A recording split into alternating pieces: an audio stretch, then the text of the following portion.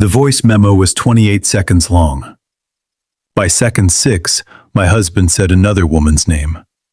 By second 12, he laughed, and by the time his voice dropped low enough to become honest, I was standing in our kitchen with a wet dish towel in my hands, listening to the man I had loved for 6 years say, "Once she signs the shoreline papers, I'm out.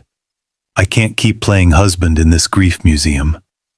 Tell Celia we're almost free." Then the message ended. No apology, no follow-up. Just silence. Down the hall, Daniel was in the shower, humming like it was any other Thursday.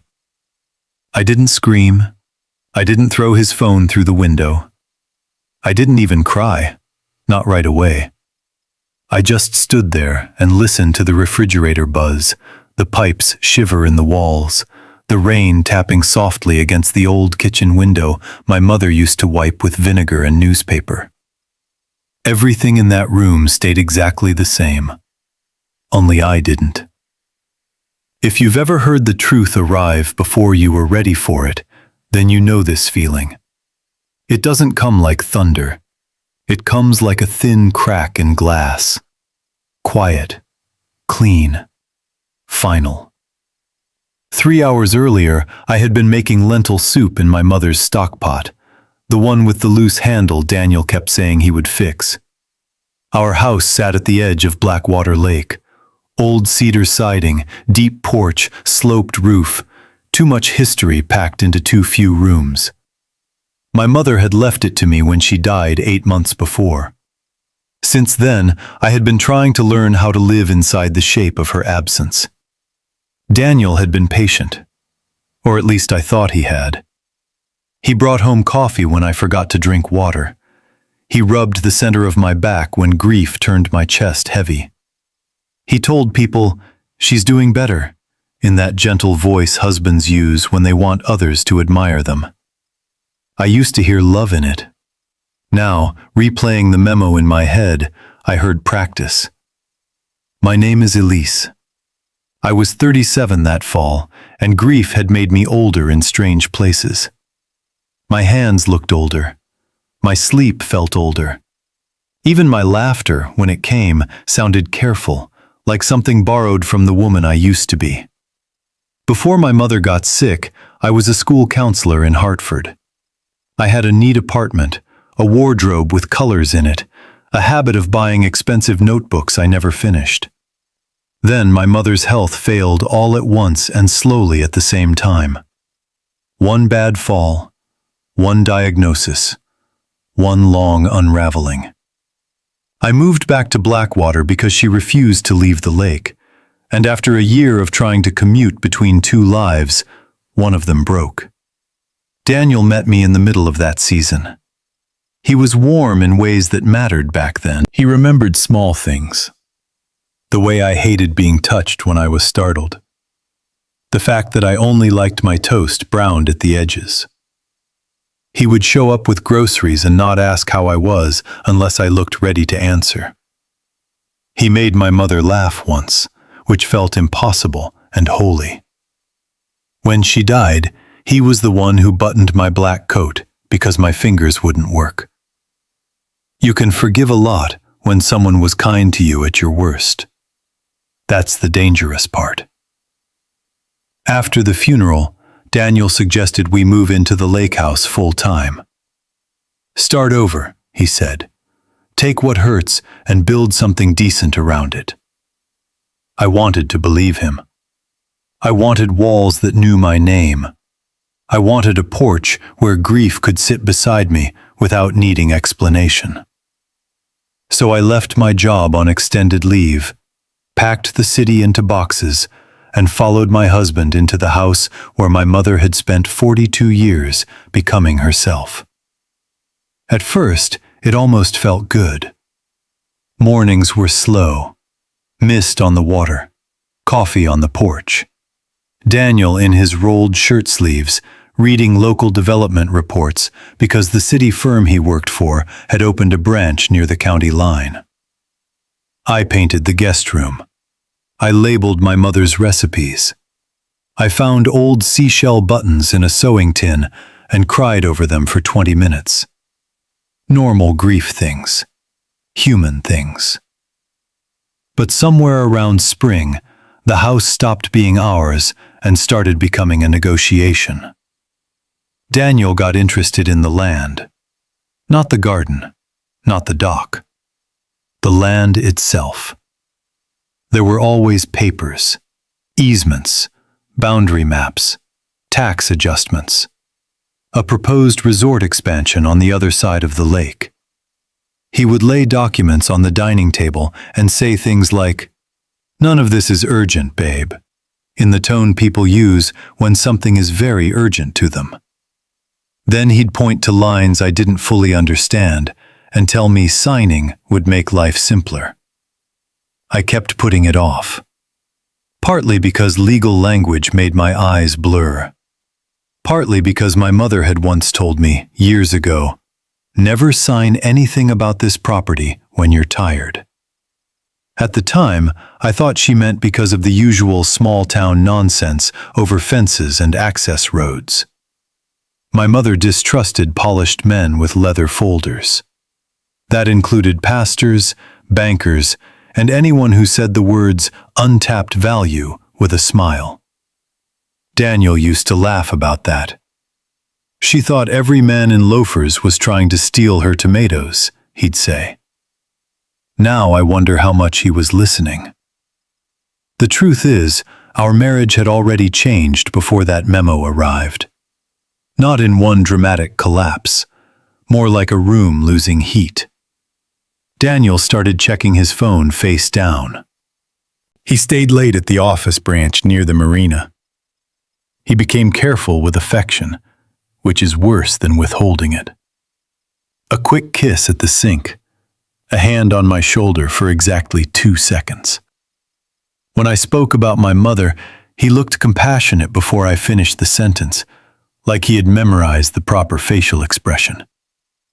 Still, I defended him in my mind. He was under pressure. The project on the far shore was huge. Money had been tight because I wasn't working full-time yet.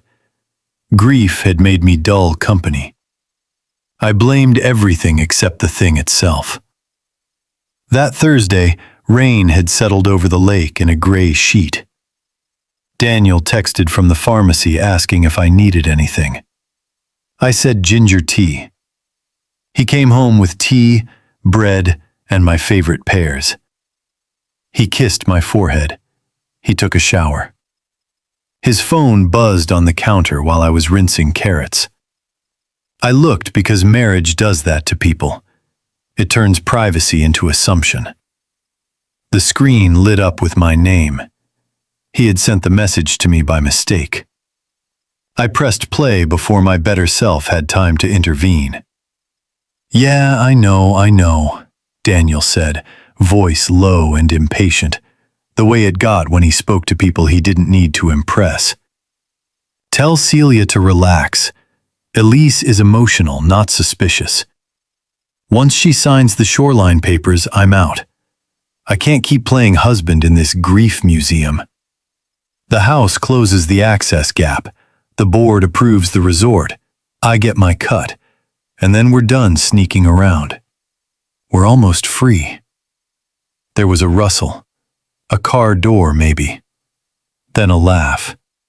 His laugh. I listened to it 3 times because pain is a strange animal.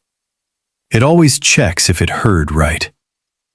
When Daniel came back into the kitchen 15 minutes later, his hair was damp, his t-shirt clinging to his shoulders, and he smiled at me with the face I had once trusted more than my own instincts. "You okay?" he asked. I stirred the soup. "Yeah." Did my phone buzz? I think Vince was sending project notes. It buzzed. He nodded, relieved without knowing why. "Anything urgent?" I looked at him then. Really looked. At the little crease near his left eye.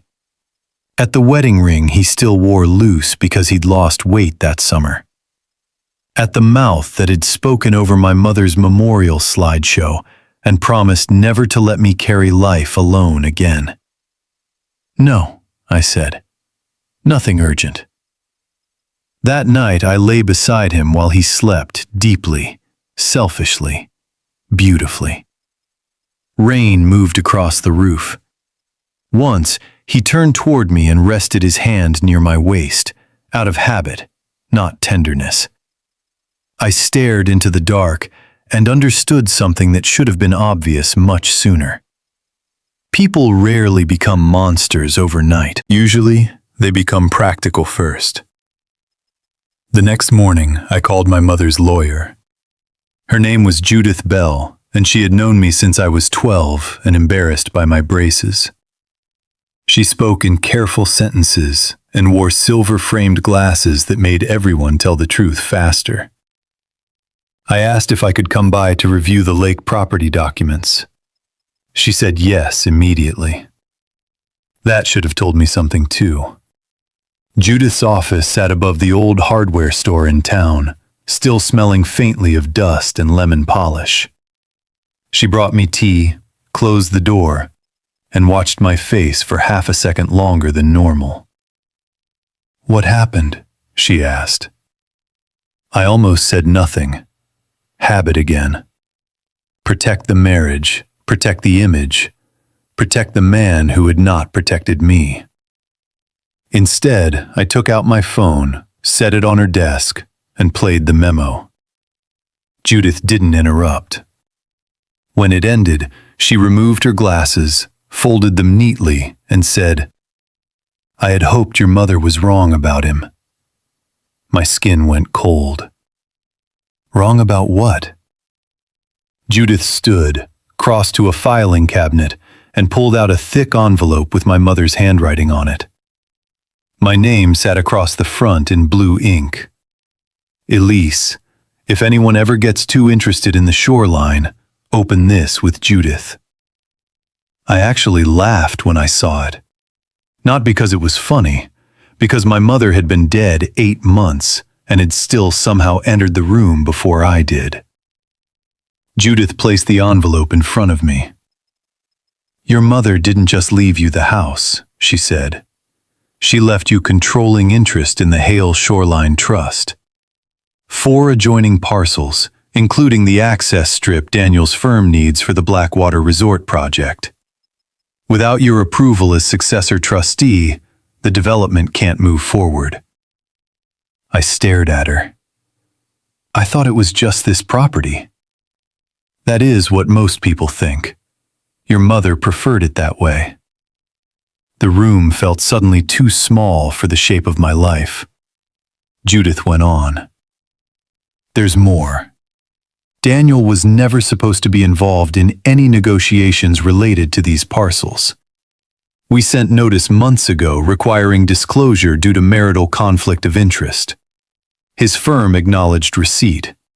If he participated anyway, that's serious." I heard pieces of the sentence and lost others. Conflict of interest, successor trustee, serious. Then one thought landed hard enough to stay. He knew? Judith's expression softened in a way that hurt more than pity. Not everything, but enough. My mother had known the land mattered. She had known people would come smiling once she was gone. She had known grief makes women look like open doors. I opened the envelope with shaking fingers. Inside was a letter, 4 pages long, written in the blunt slant of her late-stage handwriting. She said she loved me. She said grief would make everyone suddenly eager to help. She said kindness and strategy often wear the same coat, so I should learn to touch the fabric before trusting the warmth. And then, in the last paragraph, she wrote the line I still keep folded in my wallet. If anyone tries to rush you, remember this house was never the treasure. It was the lock. I sat there with tears finally coming, not because Daniel had betrayed me, but because my mother had spent her final strength trying to protect a version of me she knew would be too heartbroken to see clearly. That was the moment something inside me went still. Not numb. Still. There's a difference. I didn't confront Daniel when I got home. He was on the porch talking business, pacing with one hand on his hip, speaking in the patient, reasonable tone of a man building a future with other people's memories. He saw my car and smiled like a husband. I smiled back like a widow at a funeral she hadn't fully accepted yet. Over the next 2 weeks, I learned how silence can be sharper than shouting. I copied financial records. I forwarded emails from the shared printer to Judith. I found calendar entries Daniel had disguised as site visits, but which matched dinners charged to a restaurant 40 minutes away. Celia turned out to be the project's public relations consultant. Divorced, smart, stylish in a way I used to be before life got practical. I expected to hate her on sight when I found her picture online. Instead, I felt almost nothing. She hadn't made vows to me. Daniel had. He kept acting normal. That was the ugliest part. He asked whether we should host Thanksgiving. He complained about the upstairs windows sticking. He kissed my temple while telling another woman they were almost free. One evening, he stood behind me while I chopped parsley and wrapped both arms around me like the old Daniel, resting his chin on my shoulder. "You've been quiet lately," he said. "Just tired." He squeezed me gently. "We're going to be okay, you know." Maybe he believed that. Maybe men like Daniel confuse comfort with innocence. Maybe once you tell enough half-truths, your own voice starts sounding believable. I didn't pull away. I just kept chopping. 3 days later, the town announced a public hearing for the Blackwater Resort expansion. Daniel had been talking about that hearing for months. It was supposed to be the final step, the clean finish, the moment when the project became inevitable. He assumed I would attend as his wife, sit in the second row, and smile supportively while he described the future. Instead, Judith filed formal notice that morning, naming me as successor trustee and revoking all informal access discussions tied to the Hale parcels. Daniel found out an hour before the hearing. He called me 6 times. By the 7th, I answered. "Elise," he said, breathing too fast. "What did you do?" I was standing in my mother's bedroom, now half cleared. Sunlight stretched across the quilt she'd sewn before I was born. I read the paperwork. There was a long pause. "Listen to me," he said, dropping the soft husband voice at last. "You don't understand how this works. I understand enough. This project is bigger than your personal feelings." I looked at my reflection in my mother's mirror. Tired eyes, steady mouth. A woman I hadn't met properly until then. "No," I said. "That's your problem, Daniel. You thought everything was." He swore under his breath. Then came the pivot I should have expected. "Whatever you think you heard, I heard you laugh." That silenced him. Not the affair, not the land, the laugh. Because some betrayals are not about what people do. They're about the ease with which they do it. When I arrived at the town hall that evening, the room was already full. Lake residents in denim jackets, older couples who hated change on principle, young business owners who wanted tourism money, reporters from the county paper, folding chairs, bad fluorescent lights, the familiar smell of wet coats and old wood. Daniel stood near the front in a navy suit, speaking urgently with 2 board members and a man from his firm. Even from the doorway, I could see the strain in his jaw. He looked over, spotted me, and straightened as if he could still fix the shape of the night by standing correctly. I took a seat in the back beside Judith. The presentation started.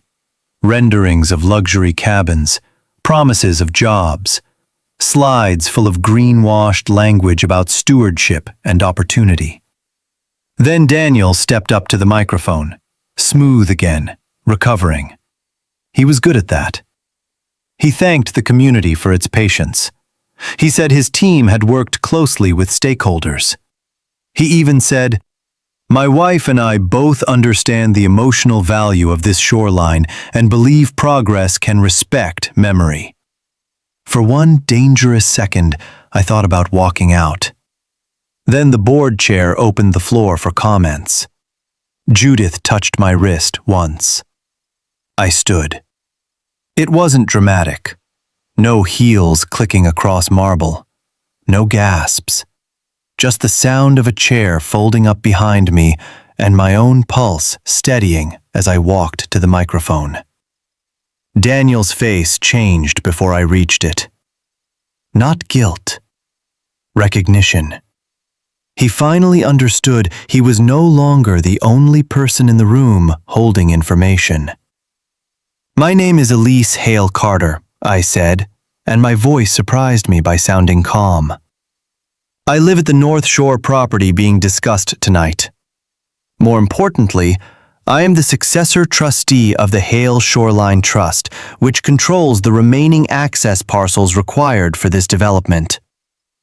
The room went still.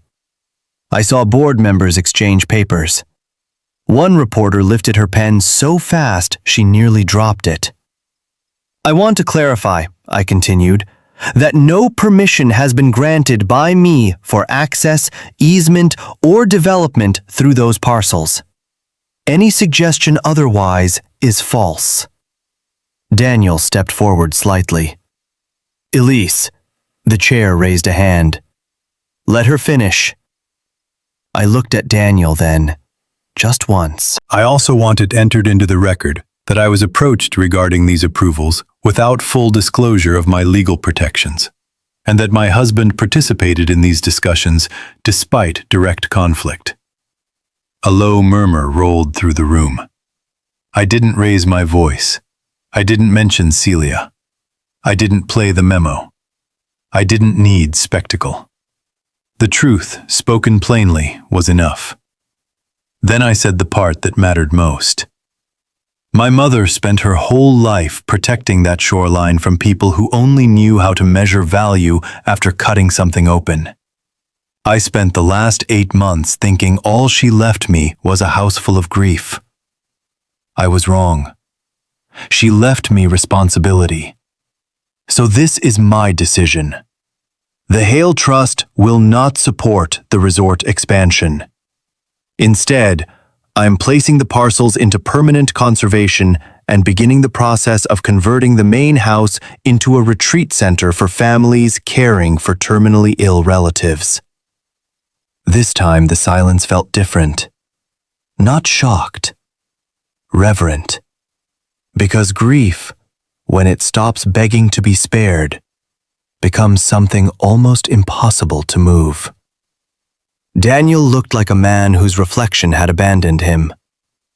The vote to delay the project happened 20 minutes later. The board requested an ethics review. Daniel's firm representative left before the meeting ended. No one shouted. No one clapped. Real life is quieter than movies when power shifts. It sounds like papers being reorganized, phones vibrating in suit pockets, people deciding, all at once, whom not to stand beside anymore.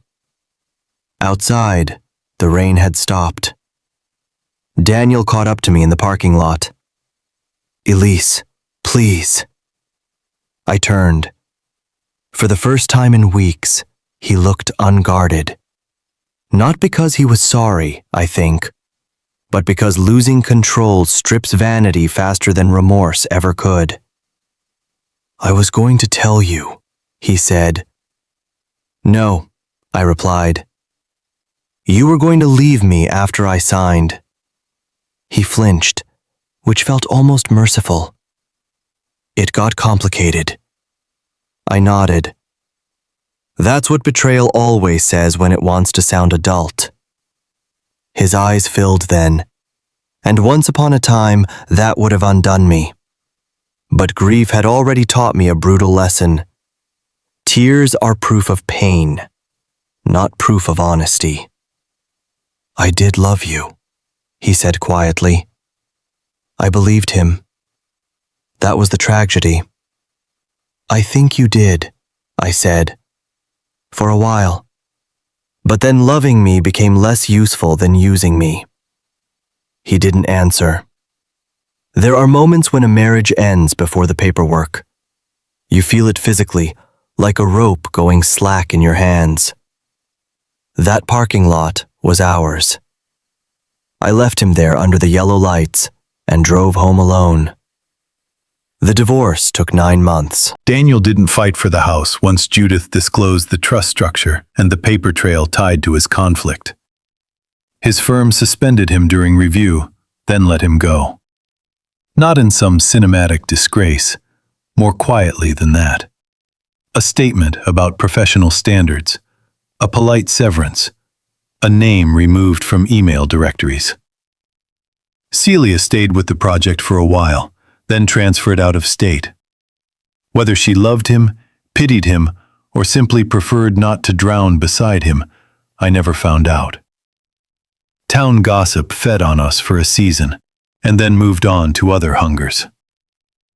That's another truth people don't tell you when your life cracks open. Even the sharpest scandal gets replaced by weather, school budgets, someone else's bad son.